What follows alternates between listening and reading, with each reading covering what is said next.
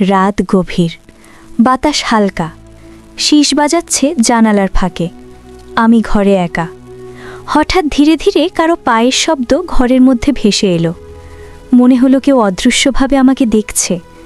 চোখ বন্ধ করেও শীতল ভয় লাগছে। মামাও অচেনা অস্থিরতায় দারুণ চুপচাপ বসে আছেন। নিঃশ্বাস ফাঁকা হয়ে যাচ্ছে। ঘরের আলো আর ছায়ার খেলা যেন আমাকে আরও রহস্যের মধ্যে টেনে নিচ্ছে। হ্যালো বন্ধুরা, আপনারা কেমন আছেন সবাই? আশা করি অনেক ভালো আছেন। আমি আজকে আপনাদেরকে যে গল্পটি শুনতে যাচ্ছি সেটা শুনলে আপনাদের পাইপ দিয়ে পানি চলে আসবে। সেজন্য সবাই একদম দেখতে থাকুন। আর হ্যাঁ, আমাদের এই চ্যানেলে আপনি যদি নতুন হয়ে থাকেন তাহলে চ্যানেলটিকে সাবস্ক্রাইব করে আমাদের সাথেই থাকুন। চলুন তাহলে কথা না বাড়িয়ে মূল গল্পে আসা যাক। আমার নাম নেভা। আমার ভাই অর্ণব আর আমি দুজন মিলে গরমের ছুটিতে রূপনগরে মামাবাড়ি বেড়াতে গেছি। মামাবাড়ি মানেই তো আনন্দ, কিন্তু এবারের যাওয়া অন্যরকম। কারণ মামি নেই। তিনি কয়েকদিন আগে তার দাদার অসুস্থতার খবর পেয়ে গ্রামে চলে গেছেন। নানা নানি ওখানেই থাকেন। ফলে মামাবাড়ি যেন অনেকটা শুনশান লাগছিল। মামার ফ্ল্যাট, ছোট্ট দুটি ঘর আর রান্নাঘর। ঠিক হলো মামা আর অর্ণব এক রুমে থাকবে আর আমি একা থাকবো অন্য রুমে। কথাটা শুনে বুক কেঁপে উঠল, কারণ ছোটবেলা থেকে মামাবাড়ি গেলে আমি সবসময় মামির সঙ্গেই ঘুমাতাম, গল্প করতাম। মামার এই সিদ্ধান্তে আমি রাজি হতে পারলাম না, তাই জোর করে বললাম, মামা আমি একা শুতে পারবো না, আমাকে আপনার কাছেই শুতে দিন। মামা প্রথমে না করলেও শেষমেশ রাজি হলো। রাতে বড় খাটে আমরা দুজন দুই পাশে শুলাম, মাঝে ফাঁকা জায়গা। তবু আমি ভেতরে ভেতরে অস্বস্তি পাচ্ছিলাম। মনে হচ্ছিল কিছু একটা অদ্ভুত হবে। প্রথম রাতটা কোনোভাবে কেটে গেল, কিন্তু ভোরে ঘুম ভাঙতেই দেখি আমি অজান্তেই মামার দিকে সরে গেছি আর মামা অস্থির হয়ে শুয়ে আছেন। মনে হচ্ছিল আমি ঘুমের ঘোরে তাকে আঁকড়ে ধরেছিলাম। বুক ধক করে উঠল। ভেবেছিলাম মামা কিছু বলবেন, কিন্তু তিনি চুপ করে রইলেন। তবে তার দৃষ্টি বদলে গেছে। সেই পরিচিত সহজভাব আর চোখে নেই। এরপরে আমার ভেতরে এক অদ্ভুত ভয় তৈরি হলো। মামাকে কিছু ভেবে ফেলেছেন, নাকি আমারই ভুল ধারণা? দ্বিতীয় রাতটা ছিল আরও অস্বস্তিকর। গভীর রাতে হঠাৎ ঘুম ভেঙে দেখি অল্প আলোয় মামা অস্থিরভাবে হাত পা নড়াচ্ছেন, ঠোঁট নড়ছে, যেন ঘুমের মধ্যে কাউকে ডাকছেন। আমি ভয়ে কান পেতে শুনলাম আর চমকে উঠলাম। মামা মামির নাম ধরে ফিসফিস করছেন। মুহূর্তে আমার গা শিউরে উঠল। এটা কি শুধু ঘুমের ঘোর, নাকি এর পেছনে অন্য কোনো রহস্য আছে? আমি নিঃশব্দে সরে এলাম, কিন্তু মনে হচ্ছিল আমার এই আচরণ কোনো সাধারণ বিষয় নয়। ভেতরে ভেতরে একটা শঙ্কা তৈরি হলো। কেন মামি হঠাৎ গ্রামে চলে গেলেন? কেন মামা এতটা অস্বস্তিতে আছেন? তার চোখে কেন এমন অদ্ভুত দৃষ্টি? বয়স তখন আমার মাত্র 17, কিন্তু এই কয়েকটা দিন আমাকে বুঝিয়ে দিল নিরাপত্তাহীনতা কতটা ভয়ঙ্কর হতে পারে। মনে হচ্ছিল যেন আমি অজান্তেই এক অদ্ভুত খেলায় জড়িয়ে যাচ্ছি, যেখানে ভয়, সন্দেহ আর লজ্জা একসাথে আমাকে চেপে ধরছে। আর প্রতিদিন রাত নামলেই মনে হয় এই ঘরের ভেতর কিছু একটা ঘটতে চলেছে। সেদিন রাতেই আমার মনে হচ্ছিল কিছু একটা অস্বাভাবিক ঘটতে চলেছে। মামাবাড়ির সেই ছোট্ট ফ্ল্যাটে চারদিক নিস্তব্ধ। শুধু দূরে রেললাইনের শব্দ আর কখনো কখনো কুকুরের ডাক শোনা যাচ্ছিল। খাটে শুয়ে আমি চোখ বন্ধ করার চেষ্টা করছিলাম, কিন্তু পারছিলাম না, কারণ পাশের দিক থেকে মামার অস্থির শ্বাস প্রশ্বাস শুনতে পাচ্ছিলাম। আমি বুঝতে পারছিলাম মামা আসলে ঘুমাচ্ছেন না, হয়তো উল্টে পাল্টে শুয়ে আছেন। আমার বুক কেঁপে উঠছিল। কেন যেন মনে হচ্ছিল তিনি আমার দিকে তাকিয়ে আছেন। একসময় সাহস করে আমি চোখ মেললাম। অন্ধকারে দেখলাম মামা আমার দিকে মুখ করে শুয়ে আছেন, চোখ দুটো যেন জল করছে। আমি সঙ্গে সঙ্গে চোখ বন্ধ করে নিলাম, যেন কিছুই টের পাইনি, কিন্তু ভেতরে ভেতরে ভয়ে কাঁপছিলাম। হঠাৎ শুনতে পেলাম মামার ফিসফিস করা কণ্ঠ। প্রথমে ভেবেছিলাম ভুল শুনছি, কিন্তু না, তিনি স্পষ্ট করে বলছিলেন, মাধবী তুই কেমন করে পারিস? আমি শিউরে উঠলাম। মামি কি আসলেই মামার সঙ্গে ঝগড়া করে চলে গেছেন, নাকি অন্য কোনো কারণ আছে? আমার মনে হচ্ছিল মামা যেন অদৃশ্য কারো সঙ্গে ঝগড়া করছেন। কখনো রেগে ওঠেন, কখনো অস্থিরভাবে বিছানায় হাত চাপড়াচ্ছেন। আমি ভয়ে উঠে বসতে চেয়েছিলাম, কিন্তু শরীর যেন অবশ হয়ে গিয়েছিল। হঠাৎ দরজার বাইরে শব্দ হলো। মনে হলো কারো পায়ের আওয়াজ। আমি কেঁপে উঠলাম, কিন্তু মামা কিছুই টের পেলেন না, চুপচাপ শুয়ে রইলেন। কয়েক মুহূর্ত পর আবার সব নিস্তব্ধ। আমি সাহস করে দরজার দিকে তাকালাম। কিছুই নেই। হয়তো ভুল শুনেছি, কিন্তু ভয়ের আবহ আরও ঘন হয়ে উঠল। তখন রাত প্রায় 12টা। হঠাৎ বাতাসের ঝাপটায় জানালার পর্দা উঠতে লাগল। আলো আধারির ছায়ায় আমার মনে হচ্ছিল কেউ দাঁড়িয়ে আছে। আমি ঘাবড়ে গিয়ে মামাকে ডাকতে চাইলাম, কিন্তু গলা দিয়ে শব্দ বেরোল না। ঠিক সেই সময় মামা হঠাৎ উঠে বসলেন। তার চোখ দুটো লালচে, মুখে এক অদ্ভুত ছায়া। আমাকে চেয়ে বললেন, নেভা, তুই ঘুম আসিনি তো? আমি কেঁপে কেঁপে বললাম, না মামা, ঘুম আসছে না। তিনি দীর্ঘশ্বাস ফেলে বললেন, এই বাড়িতে যখন মাধবী নেই তখন আমার ভালো লাগে না, রাতগুলো কেমন অস্থির লাগে। তার কথায় আমার বুক কেঁপে উঠল। আমি বুঝতে পারছিলাম না মামা কি বোঝাতে চাইছেন। শুধু নিস্তব্ধ অন্ধকার ঘরটা আমাকে আরও বেশি অস্বস্তি দিচ্ছিল। মামার কণ্ঠে ছিল এক অদ্ভুত রহস্য, যেন তিনি শুধু কথা বলছেন না, আমাকে কিছু বোঝাতে চাইছেন, কিন্তু আমি বোঝার সাহস পাচ্ছিলাম না। ঘরের ভেতর অন্ধকার, চারদিকে অস্বস্তি আর মামার দৃষ্টি সব মিলিয়ে আমার মনে হচ্ছিল এই রাতটা আরেক রকম হয়ে উঠবে, এমন কিছু ঘটবে যা আমি আগে কল্পনাও করিনি। সেদিন রাতের পর থেকে আমি ভেতরে ভেতরে আরও অস্থির হয়ে উঠলাম। মামাবাড়ি আসার আনন্দ কোথায় মিলিয়ে গেল, প্রতিটা রাত আমার কাছে হয়ে উঠল আতঙ্কের আর অদ্ভুত এক রহস্যের। সারাদিন মামা স্বাভাবিক থাকলেও রাতে তার চোখে মুখে এমন এক পরিবর্তন আসত যা আমার ভেতর কাঁপুনি ধরিয়ে দিত। আমি বুঝতে পারছিলাম তিনি ঘুমাতে পারছেন না। মাঝে মধ্যে ফিসফিস করে কথা বলেন, কখনো মামির নাম, কখনো অচেনা কিছু শব্দ, যেগুলো ঠিক বুঝতে পারতাম না। অর্ণব এসব কিছুই টের পাচ্ছে না। সে তার নিজের রুমে নিশ্চিন্তে ঘুমিয়ে থাকে, আর আমি একা মামার সঙ্গে এই অদ্ভুত আবলে বন্দি থাকি। তৃতীয় রাতটায় সবকিছু আরও ভয়ঙ্কর লাগল। ঘড়িতে তখন রাত 1টা। আমি ঘুম ভেঙে দেখি মামা বিছানায় নেই। বুক থক করে উঠল। এত রাতে উনি কোথায় গেলেন? আমি ধীরে ধীরে উঠে বসে দরজার দিকে তাকালাম। হলঘরে দিয়ে অল্প আলো আসছে। আমি নিঃশব্দে পা টিপে বাইরে বেরোলাম। দেখি রান্নাঘরের ভেতর আলো জ্বলছে। আমি সাহস করে এগিয়ে গিয়ে দরজার ফাঁক দিয়ে উকি মারতেই হঠাৎ শরীর ঠান্ডা হয়ে গেল। মামা চেয়ারে বসে আছেন, টেবিলে মামির একটা লাল শাড়ি আর ব্লাউজ রাখা। সেই জামাগুলোতে মুখ গুজিয়ে তিনি গভীর শ্বাস নিচ্ছেন আর ফিসফিস করে বলছেন, মাধবী, তুই আমাকে ছেড়ে কেন চলে গেলি? তুই না থাকলে আমি পাগল হয়ে যাই। তার কণ্ঠে কান্নার সুর মিশেছিল। আমি শিউরে উঠলাম। কি ভয়ঙ্কর অবস্থা! আমি ধীরে ধীরে ফিরে এলাম নিজের বিছানায়, কিন্তু ঘুম আর এলো না। মনটা ভয়ে আর প্রশ্নে ভরে গেল। মামা কেন এভাবে করছেন? মামি কি সত্যিই তাকে ছেড়ে চলে গেছেন, নাকি অন্য কোনো রহস্য আছে? পরদিন সকালে মামাকে একেবারে স্বাভাবিক দেখাল, যেন কিছুই হয়নি। হাসি মুখে আমার খোঁজ খবর নিচ্ছেন, এমনকি বললেন দুপুরে আমাকে নিয়ে বাজারে যাবেন। আমি অবাক হয়ে তার দিকে তাকালাম। গত রাতের সেই মানুষ আর সকালের এই মানুষ একেবারে দুই রকম। আমি কিছু বললাম না, তবে আমার সন্দেহ আরও গভীর হলো। সেই দিন বিকেলে মামার সঙ্গে বাজারে বেরোলাম। তিনি সাধারণ মতোই ব্যবহার করলেন, তবে কয়েকবার লক্ষ্য করলাম লোকজনের সামনে থেকেও তার চোখ যেন আমার দিকে অদ্ভুতভাবে ঘুরে আসছে। আমি মুখ ফিরিয়ে নিয়েছি, কিন্তু বুকের ভেতরটা কেমন কেঁপে উঠছিল। রাতে আবার ভয়ের আবহ নামল। বাতাসে জানালার কাঁচ কাঁপছিল। ঘড়িতে তখন 11:30। মামা এবার খাটের ওপারে না থেকে ধীরে ধীরে আমার দিকের ফাঁকা জায়গায় সরে এলেন। আমি আঁতকে উঠে চোখ বন্ধ করলাম। তিনি ফিসফিস করে বললেন, নেভা, ভয় পাস না, আমি তোর মামা।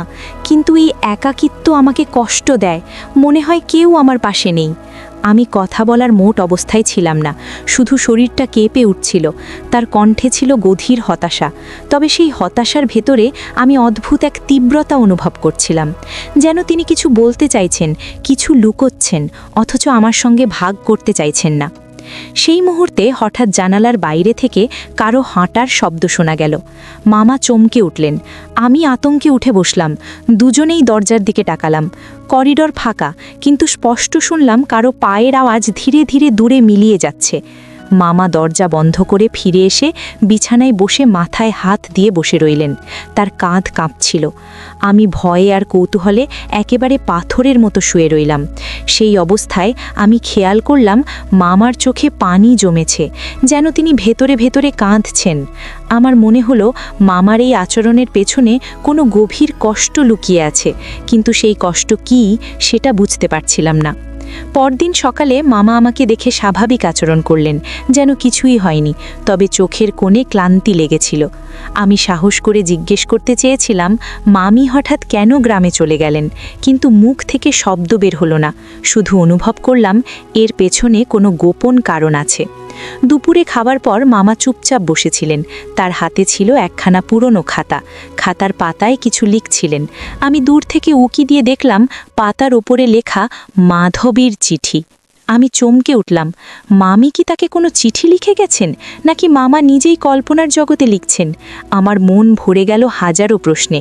আমি কিছু বুঝতে পারছিলাম না, শুধু মনে হচ্ছিল মামার জীবনে এমন কিছু ঘটেছে যার সঙ্গে মামির চলে যাওয়ার সম্পর্ক আছে, আর সেই রহস্যের জাল ধীরে ধীরে আমাকেও ঘিরে ফেলছে। আমি তখনও জানতাম না সামনে যে রাতগুলো আসছে সেখানে আমাকে এমন সব ঘটনার মুখোমুখি হতে হবে যা আমার জীবনের গতি পাল্টে দেবে। পঞ্চম দিনের দুপুরটা যেন অদ্ভুত নিস্তব্ধতায় ভরে উঠেছিল। মামা টানা কয়েক ঘন্টা সেই পুরনো খাতার ভেতর কী লিখছিলেন আমি দূর থেকে তাকিয়ে দেখছিলাম। মাঝে মাঝে তিনি থেমে জানালার বাইরে কাকাচ্ছিলেন, আবার কখনো কপালে হাত রেখে দীর্ঘশ্বাস ফেলছিলেন। আমার ভেতরে তখন এক অদম্য কৌতূহল জন্মেছে। এই খাতায় আসলে কি আছে? কেন মামা এটাকে এত গুরুত্ব দিচ্ছেন? সন্ধ্যায় অর্ণবকে নিয়ে মামা বাইরে বেরোলেন। বাজারে যাবেন বললেন। আমি একা ঘরে রইলাম। মন টান ছিল সেই খাতার দিকে। সাহস সঞ্চয় করে আস্তে আস্তে টেবিলের দিকে গেলাম। খাতাটা তখনও খোলা ছিল। পাতার উপরে লেখা মাধবীর চিঠি। বুক ধক করে উঠল। হাত কাঁপতে কাঁপতে আমি পড়তে শুরু করলাম। খাতার পাতায় মামার হাতের লেখা, তুই যদি আমাকে এভাবে ছেড়ে যাস তবে আমি কিভাবে বাঁচব মাধবী? আমি তোকে যতটা ভালোবেসেছি তুই কি ততটা বুঝেছ? কোন দিন আমি ভুল করেছি মানছি, কিন্তু আমার ভালোবাসাটা কি ভুল ছিল? আমি কখনো ভাবিনি একদিন তুই আমাকে এমন করে দূরে সরিয়ে দেবে। তুই যদি ফিরে আসিস আমি সব ঠিক করে দেব, শুধু আরেকবার সুযোগ দে আমাকে। আমি এক নিঃশ্বাসে পড়ে থেমে গেলাম। মাথার ভেতর হাজারটা প্রশ্ন ঘুরছিল। মামা কি সত্যিই কোনো ভুল করেছেন? মামি কি সেই ভুলের কারণে তাকে ছেড়ে চলে গেছেন, নাকি এর ভেতরে আরও কোনো অজানা কাহিনী আছে? খাতাটা বন্ধ করে আমি চুপচাপ বসে পড়লাম। তখনই দরজার বাইরে থেকে কারো হাঁটার শব্দ পেলাম। বুক কেঁপে উঠল। ধীরে ধীরে দরজার কাছে গিয়ে কান পাতলাম। করিডর দিয়ে কারো হেঁটে যাওয়ার শব্দ ভেসে আসছে। দরজার ফাঁক দিয়ে উঁকি মেরে দেখি ছায়া মূর্তির মতো একটা অবয়ব ধীরে ধীরে সিঁড়ির দিকে চলে যাচ্ছে। আমি স্পষ্ট বুঝতে পারলাম এটা মামা নন, কারণ উনি তো বাইরে গেছেন অর্ণবের সঙ্গে। আমার বুকের ভেতরটা কেঁপে উঠল। এ বাড়িতে তাহলে আরও কেউ আছে, নাকি আমি ভ্রম দেখছি? কিছুক্ষণ পর মামা আর অর্ণব ফিরলেন। মামার চোখে তখনও সেই ক্লান্তি আর অস্থিরতা লেগে আছে। আমাকে দেখে মৃদু হেসে বললেন, নেভা, ভয়ের কিছু নেই, আমি আছি। তবুও আমি কিছু বললাম না, শুধু চুপ করে তাকিয়ে রইলাম তার দিকে। মনে হচ্ছিল তিনি যতটা বলেন তার চেয়ে অনেক কিছু গোপন করেন। রাত নামতেই ভয়ের আবহ আবার নেমে এলো। বাতাসে জানালার কাঁচ কাঁপছিল। ঘড়িতে তখন প্রায় 1টা। আমি বিছানায় শুয়ে আছি, কিন্তু চোখে ঘুম নেই। মামা ধীরে ধীরে উঠে বসে পড়লেন। আবার সেই ফিসফিসানি, আবার মামির নাম। আমি ভয়ে জমে যাচ্ছিলাম। ঠিক তখনই হঠাৎ রান্নাঘর থেকে থালাবাটির শব্দ হলো। মামা চমকে উঠলেন। আমি আতঙ্কে উঠে বসলাম। দুজনেই ধীরে ধীরে রান্নাঘরের দিকে এগোলাম। আলো জ্বালাতেই দেখি থালাবাটি সব মেঝেতে ছড়িয়ে আছে।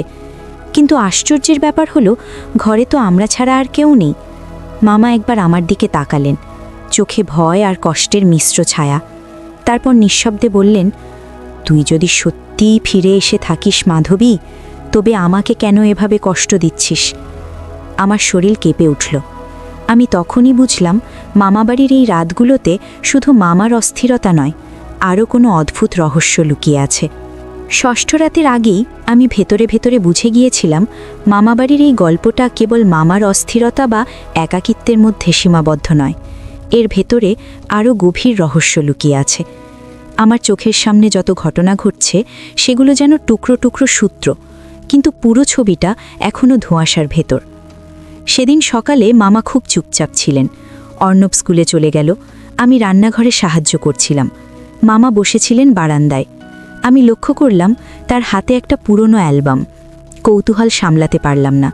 এগিয়ে গিয়ে দেখলাম অ্যালবামের ভেতরে মামা আর মামির পুরনো ছবি। অনেকগুলো ছবিতে মামি হাসি মুখে দাঁড়িয়ে আছেন, কিন্তু একটা ছবিতে মামার হাত ধরে আছেন এমনভাবে যেন ছাড়তে চাইছেন না। মামা ছবিটার দিকে একদৃষ্টে তাকিয়েছিলেন, চোখে কষ্টের ছাপ। আমি আস্তে বললাম, মামা, মামি হঠাৎ গ্রামে চলে গেলেন কেন? মামা চমকে উঠলেন, কিছুক্ষণ নীরব থেকে বললেন, সব কিছু তোকে বলা যায় না নেভা। মাধবীর সঙ্গে আমার ভুল বোঝাবুঝি হয়েছিল। ও ভেবেছিল আমি তাকে ঠকিয়েছি। আমি ভ্রুকুচোকে জিজ্ঞেস করলাম, আপনি কি সত্যিই ঠকিয়েছিলেন মামিকে? মামা হঠাৎ রাগে গলা চড়িয়ে বললেন, না, আমি তাকে ঠকাইনি, কিন্তু কিছু ঘটনা এমন হয়েছিল যেগুলো আমার নিয়ন্ত্রণে ছিল না, আর মাধবী সেই ঘটনাকে অন্যভাবে নিয়েছিল। কথাগুলো শুনে আমি অবাক হয়ে গেলাম। আমার মনে আরও হাজারটা প্রশ্ন জেগে উঠল। ঠিক তখনই বারান্দার বাইরে হঠাৎ কাকের ডানা ঝাপটানোর শব্দ হলো। মামা চমকে উঠে তাকালেন, তারপর ছবির অ্যালবামটা হঠাৎ জোরে বন্ধ করে রাখলেন। সন্ধে নামতেই আমি সিদ্ধান্ত নিলাম আজ রাতে কিছু একটা খুঁজে বের করব। মামার রহস্য না ভাঙা পর্যন্ত শান্তি পাব না। ঘড়িতে তখন 12টা বাজে। মামা তখনও জেগেছিলেন। আমি ভান করলাম ঘুমাচ্ছি। অন্ধকারে দেখলাম তিনি ধীরে ধীরে আলমারির দিকে গেলেন, ভেতর থেকে কিছু কাগজ বের করলেন আর চুপচাপ বিছানায় বসে পড়লেন আর কাগজের দিকে তাকিয়ে খিসফিস করতে লাগলেন। আমি শুয়ে থেকে কান পেতে শুনলাম। কাগজটা যেন একটা চিঠি। মামা নিচু স্বরে পড়ছিলেন, তুমি যদি সত্যিই আমাকে ভালোবাসতে তাহলে ওই মেয়েটার সঙ্গে এত ঘনিষ্ঠ হতে না। আমি সব দেখেছি, আমি সব বুঝেছি। আমাকে আর খুঁজতে আসবে না, আমি চলে যাচ্ছি। আমার বুক ধক করে উঠল। মানে মামি কাউকে সন্দেহ করেছিলেন, কিন্তু কে সেই মেয়ে? মামা কি সত্যি অন্য কারো সঙ্গে জড়িয়ে গিয়েছিলেন, নাকি এটা কেবল ভুল বোঝাবুঝি? আমি চোখ বন্ধ করে শুয়ে রইলাম, কিন্তু মনে হচ্ছিল ঘরের ভেতর হাওয়ার সঙ্গে সঙ্গে এক অদ্ভুত গন্ধ ভাসছে, যেন মামির গায়ের গন্ধ। মামা কখনো চিঠিটা বুকে চেপে ধরে বসেছিলেন, চোখ থেকে অশ্রু ঝরছিল। ঠিক তখনই রান্নাঘর থেকে আবার সেই শব্দ। থালাবাটি ঝনঝন করে মাটিতে পড়ল। মামা চমকে উঠে দৌড়ে গেলেন। আমি ভয়ে দাঁড়িয়ে গেলাম। রান্নাঘরে গিয়ে দেখি মামা মাঝখানে দাঁড়িয়ে, চারদিকে থালাবাটি ছড়িয়ে আছে। তার চোখে আতঙ্ক। হঠাৎ আমাকে দেখে বললেন, নেভা, তুই কি দেখেছিস? ও আবার ফিরে এসেছে, মাধবী আবার ফিরে এসেছে। আমার শরীর কেঁপে উঠল। আমি কিছু বললাম না, শুধু বুঝলাম মামির চলে যাওয়ার রহস্যটা যতটা সাধারণ মনে হয়েছিল তার চেয়ে অনেক ভয়ঙ্কর। রাতটা আমার একদম ভালো কাটল না। মামা আবারও রান্নাঘরে গিয়ে অদ্ভুত আচরণ করে ফিরলেন। আমি জিজ্ঞেস করতে গিয়েও থেমে গেলাম, শুধু লক্ষ্য করলাম তার চোখ দুটো যেন গভীর আতঙ্কে ভরা। পরদিন সকালে মামা তেমন কারো সঙ্গে কথা বললেন না। আমি রান্নাঘরে দাঁড়িয়েছিলাম, অর্ণব তখন পাশের রুমে খেলছিল। হঠাৎ আমার চোখ পড়ল আলমারির নিচে পড়ে থাকা একটা ছোট্ট কাগজের টুকরোয়। তুলে দেখি সেখানে কাপা হাতে লেখা কিছু শব্দ। শুধু আমি নই, তুই জানিস কার জন্য? সব শেষ হলো। আমার বুক ধক পড়ে উঠল। কার জন্য, এই প্রশ্নটাই মাথায় ঘুরছিল। কাগজটা লুকিয়ে রেখে দিলাম। দুপুরে যখন অর্ণব ঘুমোচ্ছিল, আমি চুপি চুপি মামার রুমে ঢুকে পড়লাম। আলমারির ড্রয়ার টেনে দেখি অনেক পুরনো কাগজপত্র। তার ভেতর থেকে বেরিয়ে এলো একটা ছোট্ট নোটবুক। পাতাগুলো হলুদ হয়ে গেছে, কিন্তু লেখা স্পষ্ট। এটা যেন মামার ব্যক্তিগত ডায়েরি। পাতা উল্টাতে উল্টাতে একটা জায়গায় এসে থমকে গেলাম। সেখানে লেখা, মাধবীর বন্ধু রত্না। আমি তাকে এড়িয়ে যেতে চেয়েছিলাম, কিন্তু সে বারবার কাছে আসছিল। এক রাতে সাথেই ভুল করে অনেক দূর এগিয়ে গিয়েছিলাম। পরদিন মাধবী সব জেনে গেল। তখন থেকে আমার জীবনে আগুন। আমি স্তব্ধ হয়ে গেলাম। মানে মামি শুধু সন্দেহই করেননি, সত্যি একটা ঘটনা ঘটেছিল। আর সেই নাম রত্না। আমি কখনো শুনিনি। ঠিক তখনই পেছন থেকে মামার কণ্ঠস্বর শোনা গেল, নেভা, তুই এখানে কি করছিস? আমি চমকে উঠে নোটবুকটা বন্ধ করে ফেললাম। মামার চোখ রক্ত লাল, মুখে রাগ আর লজ্জার ছাপ। আমি কাপা গলায় বললাম, মামা, আমি শুধু... কথা শেষ করার আগেই মামা চুপচাপ আমার কাছ থেকে নোটবুকটা নিয়ে নিলেন। কিছুক্ষণ চুপ করে দাঁড়িয়ে থেকে হঠাৎ বললেন, তুই যা পড়েছিস কাউকে বলবি না, বিশেষ করে অর্ণবকে তো একেবারেই না। আমি কিছু বললাম না, কিন্তু মাথার ভেতর একটাই প্রশ্ন ঘুরছিল, রত্না এখন কোথায়? সন্ধে বারান্দায় বসে আছি, হঠাৎ দেখি সামনের গলির দিকে একটা মহিলা দাঁড়িয়ে আছে। আলো অন্ধকারে মুখটা পরিষ্কার দেখা যাচ্ছে না, কিন্তু অদ্ভুতভাবে মনে হলো যেন সে আমাদের ফ্ল্যাটের দিকেই তাকিয়ে আছে। আমি খেয়াল করতে করতে হঠাৎ চোখ মুছলাম। আবার তাকাতেই দেখি কেউ নেই। মনে হচ্ছিল আমার বুকের ভেতর শীতল বাতাস ঢুকে যাচ্ছে। যদি সেই হয় রত্না নাকি মামি। সেই রাতে মামা হঠাৎ ঘুম ভেঙে দরজা খুলে বাইরে বেরিয়ে গেলেন। আমি চুপচাপ তার পিছু নিলাম। দেখি ফ্ল্যাটের নিচে দাঁড়িয়ে তিনি হাওয়ার দিকে তাকিয়ে বলছেন, মাধবী, আমাকে ক্ষমা করে দাও। আমি শুধু একবারের ভুল করেছিলাম। আমি জানতাম না তুমি চিরদিনের জন্য চলে যাবে। আমি ভয়ে থমকে দাঁড়িয়ে গেলাম। আশেপাশে কেউ নেই, শুধু বাতাসে অদ্ভুত শীতলতা। মনে হচ্ছিল সত্যি যেন কেউ অদৃশ্য হয়ে দাঁড়িয়ে আছে মামার সামনে।